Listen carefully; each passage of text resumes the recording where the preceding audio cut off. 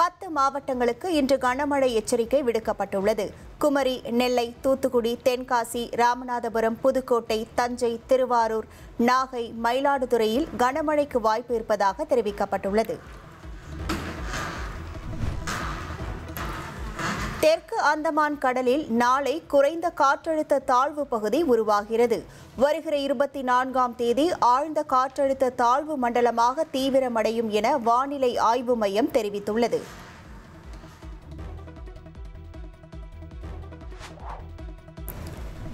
திண்டுக்கல் மாவட்டம் ஒட்டன்சத்திரம் சந்தையில் தக்காளி விலை உயர்ந்துள்ளது. ஒரே நாளில் 20 ரூபாய் அதிகரித்து தக்காளி 1 கிலோ 50 ரூபாய்க்கு விற்பனையாகிறது.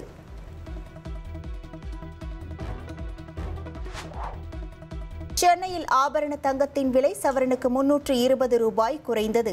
ஒரு சவரன் தங்கம் 91,680 ரூபாய்க்கு விற்பனையாகிறது. G20 நாடுகளின் உச்சி மாநாட்டில் பங்கேற்பதற்காக பிரதமர் மோடி தென்னாப்பிரிக்கா புறப்பட்டார். ஜோகன்னஸ்பர்க் நகரில் இன்று முதல் 23ஆம் தேதி வரை G20 நாடுகளின் உச்சி மாநாடு நடைபெறவுள்ளது.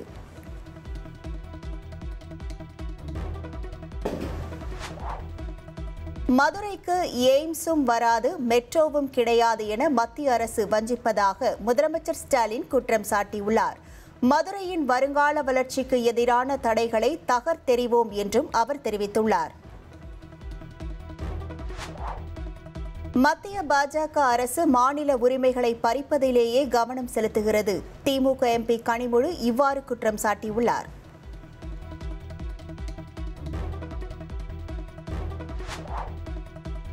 ரோட் ஷோக்களுக்கு வகுக்கப்பட்டுள்ள வரைவு வழிகாட்டு விதிமுறைகளை உயர்நீதிமன்றத்தில் தமிழக அரசு தாக்கல் செய்தது. வழிகாட்டு விதிகளின் நகல்களை கட்சிகளுக்கு வழங்க உயர்நீதிமன்றம் உத்தரவிட்டுள்ளது.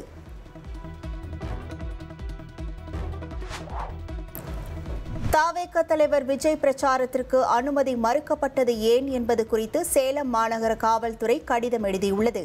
பிரச்சாரம் நடப்பதற்கு 1 மாதத்திற்கு முன் அனுமதி கேட்க வேண்டும் என தவேகவுக்கு அறிவுறுத்தியுள்ளது.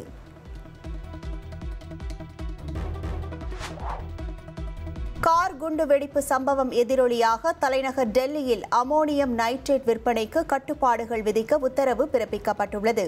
முக்கிய பகுதிகளில் கண்காணிப்பை தீவிரப்படுத்தவும் டெல்லி காவல்துறைக்கு துணைநிலை ஆளுநர் அறிவுறுத்தியுள்ளார்.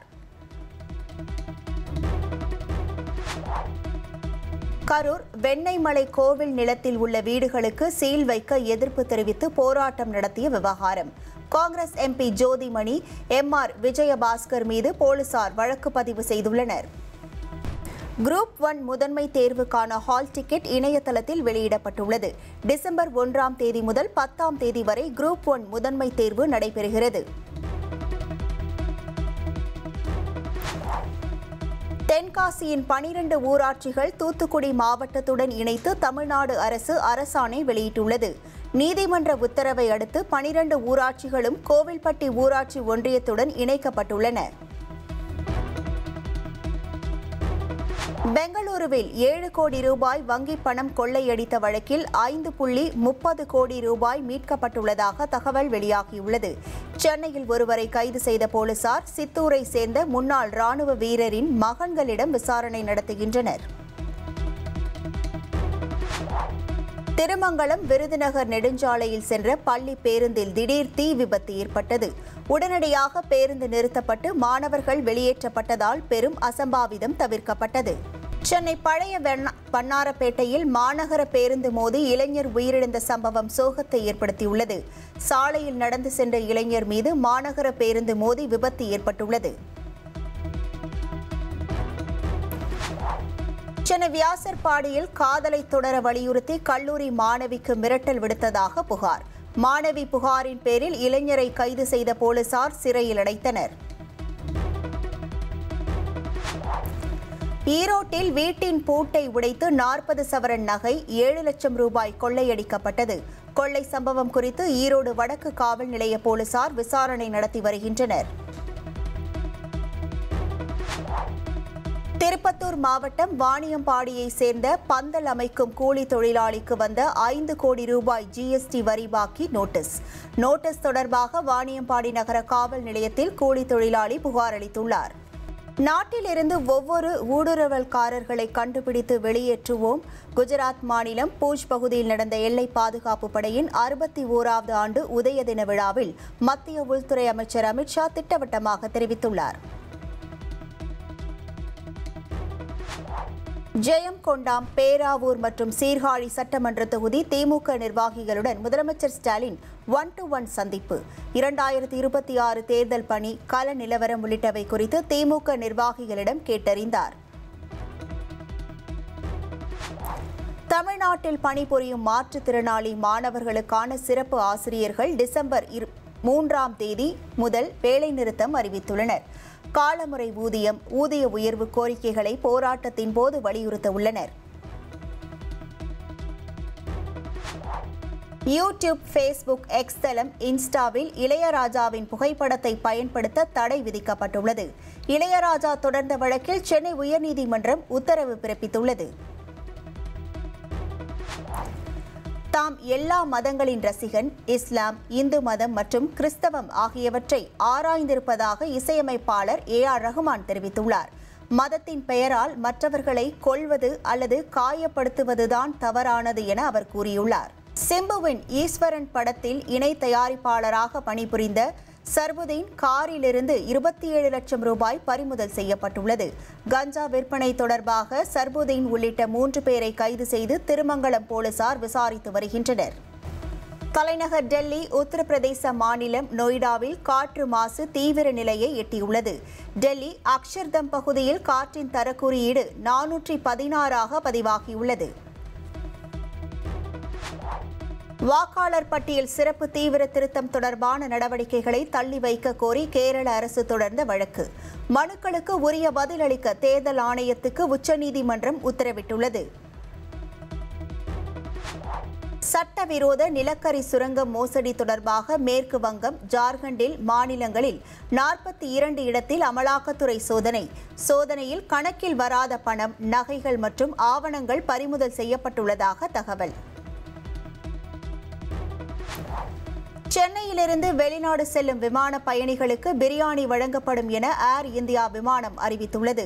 மலபார் சிக்கன் உள்ளிட்ட உணவுகளும் வழங்கப்படும் என தெரிவிக்கப்பட்டுள்ளது. வங்கதேசத்தில் 5.5 ரிக்டர் அளவில் ஏற்பட்ட நிலநடுக்கத்தில் சிக்கி 3 பேர் உயிரிழந்தனர். தலைநகர் டாக்காவில் கட்டடங்கள் குலுங்கியதால் பலத்த சேதம் ஏற்பட்டுள்ளது. மேற்கு வங்கம், வடகிழக்கு மாநிலங்களிலும் நில அதிர்வு உணரப்பட்டுள்ளது. யுக்ரைனின் தென்கிழக்கு பகுதியில் ரஷ்யா நடத்திய தாக்குதலில் 5 பேர் உயிரிழந்தனர். சம்பவ இடத்திற்கு வந்த அவசர கால மீட்பு குழுவினர் காயமடைந்த மக்களை மீட்டு மருத்துவமனைக்கு அனுப்பி வைத்தனர். இந்தியா, தென்னாப்பிரிக்கா அணிகள் மோதும் 2வது டெஸ்ட் கிரிக்கெட் போட்டி நாளை கவுஹாத்தியில் தொடங்குகிறது. முதல் போட்டியில் தோல்வி கண்ட இந்திய அணி பதிலடி கொடுக்குமா என்ற எதிர்பார்ப்பு வலுத்துள்ளது. நாளை தொடங்கும் தென்னாப்பிரிக்காவுக்கு எதிரான 2வது டெஸ்டில் சுப்மன் கில் பங்கேற்க மாட்டார் என BCCI அறிவித்துள்ளது. 2வது டெஸ்டில் ரிஷப் பண்ட் இந்திய அணியை வழிநடத்துவார் என தெரிவித்துள்ளது. ஆஷஸ் முதல் டெஸ்ட் போட்டியில் ஆஸ்திரேலியாவும் அடுத்தடுத்து விக்கெட்டுகளை இழந்து திணறி வருகிறது. முன்னதாக இங்கிலாந்து முதல் இன்னிங்ஸில் 172 ரன்களுக்கு சுருண்டது. இங்கிலாந்துக்கு எதிரான ஆஷஸ் தொடரின் முதல் டெஸ்ட் போட்டியில் ஆஸ்திரேலிய பவுலர் மிட்செல் ஸ்டார்க் 7 விக்கெட்டுகளை வீழ்த்தினார். ஆஷஸ் தொடரில் 100 விக்கெட்டுகளை வீழ்த்தி முதல் இடது கை பந்து வீச்சாளர் என்ற சாதனையையும் படைத்தார். விஜயின் ஜனநாயகன் படத்தின் முக்கிய அப்டேட் 5:30 மணிக்கு வெளியாகும் என படக்குழு அறிவித்துள்ளது. மலேசியாவில் இசை வெளியீட்டு விழா நடைபெற உள்ளதாக சினிமா வட்டாரத்தில் தகவல் பரவி வரும் நிலையில் அது சார்ந்த அறிவிப்பாக இருக்கலாம் என எதிர்பார்க்கப்படுகிறது. 2025ஆம் ஆண்டு மிஸ் யூனிவர்ஸாக மெக்சிகோவை சேர்ந்த ஃபாத்திமா போஷ் மகுடம் சூடினார். பேச்சு இடர்பாடு, கவனக்குறைவு உள்ளிட்டவற்றால் பாதிக்கப்பட்டு இருந்தவர் சாதித்துள்ளார்.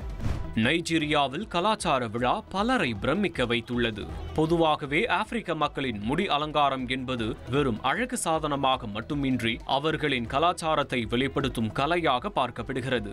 ஆப்பிரிக்க மக்களின் சிகை அலங்கார பின்னல்கள் இன்றும் பிரபலமாக இருக்கின்றன. இந்த பாரம்பரியத்தை கொண்டாடும் விதமாக நைஜீரியாவின் ஒயோ மாநிலத்தில் நடந்த ஒரு கலாச்சார விழாவில் அங்குள்ள ஹேர்ட்ரெஸ்ஸர்கள் யூரோபா பாரம்பரியத்தை காட்டும் விதமாக விதவிதமான சிகை அலங்காரங்களுடன் அணிவகுத்தனர். பழைய காலத்தில் சூடான கம்பியை கொண்டு முடியை நேர்த்தி செய்யும் முறை இருந்ததாகவும் தற்போது நவீன காலத்திற்கு ஏற்ப விக் உள்ளிட்டவற்றை பயன்படுத்தி சிகை அலங்காரங்களில் தாங்கள் ஈடுபட்டு வருவதாகவும் அவர்கள் கூறுகின்றனர். நீங்கள் மத்தி, நெத்திலி போன்ற மீன் வகைகளை விரும்புபவர்கள் என்றால் நிச்சயம் இந்த வெட்டிக்கிளி வறுவல் உங்களுக்கு மிகவும் பிடிக்கும் என்கிறார் இந்த ஜெர்மன்காரர். சாலட் வகைகளுக்கு பெயர் போன இந்த கஃபேயில் நீங்கள் வழக்கமாக எதிர்பார்க்கும் சாலட்களை பார்க்க முடியாது. இங்கு சாலட்கள் மீது சுட சுட வறுத்த புழுக்களும் பூச்சிகளும் வண்டுகளும் பரிமாறப்படுவது ஜெர்மனியர்களுக்கே புதுசு என்றால் பார்த்துக் கொள்ளுங்கள். பல ஜெர்மனி மாணவர்கள் தாங்கள் ஆசிய நாடுகளுக்கு பயணித்த போது அங்கு ஜெர்மானியர்களுக்கு பழக்கப்படாத பல வினோதமான பூச்சி உணவு வகைகளை ருசித்ததாக கூறியதை கேட்டு மெனு கார்டில் அந்த பூச்சி வகைகளை நாம் ஏன் அறிமுகப்படுத்தக்கூடாது என வறுத்த பூச்சிகள், பொரித்த வண்டுகள் என தடபுடலான ஐட்டம்களை அறிமுகப்படுத்தி இருக்கிறது மார்பர்க்கில் உள்ள இந்த கஃபே. ஆனால் இதனை மக்கள் இந்த அளவிற்கு விரும்பி உண்பார்கள் என்பது இந்த கஃபே நடத்துபவர்களே எதிர்பார்க்காத ஒன்று. குழந்தைகள் நாட்டின் கண்கள்னு உறுதி செய்யும் விதமா அவர்களுக்காக வடகொரிய அதிபர் கிம் ஜாங் உன் குழந்தை ஆரோக்கிய தினம் ஒன்று உருவாக்கி ஒவ்வொரு ஆண்டும் கொண்டாடிட்டு வர்றாங்க. இந்த தினம் நாட்டில் உள்ள எல்லா குழந்தைகளின் ஆரோக்கியம், வளர்ச்சி, அப்புறம் அவங்களுக்கு போட வேண்டிய தடுப்பூசி குறித்தும் ஆய்வு செய்யப்படுது. மேலும் குழந்தை ஆரோக்கிய தினத்தை கலர்ஃபுல் ஆக்குற விதமா குழந்தைகளோட கியூட்டான நிகழ்ச்சிகளும் நடத்தப்படுது. பெல்ஜிய தேசிய தின கொண்டாட்டம் துர்கா பூஜையுடன் டெல்லியில் கோலாகலமாக தொடங்கியது. கொண்டாட்டத்தின் ஒரு பகுதியாக இந்தியாவின் பாரம்பரிய இசைக்கு ஏற்ப கலைஞர்கள் நடனமாடினர். இந்தியாவிற்கும் பெல்ஜியத்திற்கும் இடையிலான கலாச்சார பரிமாற்றத்தையும் வலுவான இருதரப்பு உறவுகளையும் எடுத்துக்காட்டுவதாக இந்த கலை நிகழ்ச்சிகள் அமைந்தன. குஜராத்தின் சோம்நாத் கோயிலில் பாலிவுட் நடிகையும் பாஜக எம்பியுமான கங்கனா ரணாவத் தரிசனம் செய்தார். முன்னதாக தாம்பூலம் ஒன்றில் வஸ்திரம் மற்றும் மாலைகளை வைத்து தலையில் எடுத்து வந்த அவர் ஓம் நமச்சிவாயா என்று கூறியவாறு கோயிலுக்குள் நுழைந்தார். அப்போது அங்கிருந்த பக்தர்கள் அவரது தாம்பூலத்தை தொட்டு வணங்கி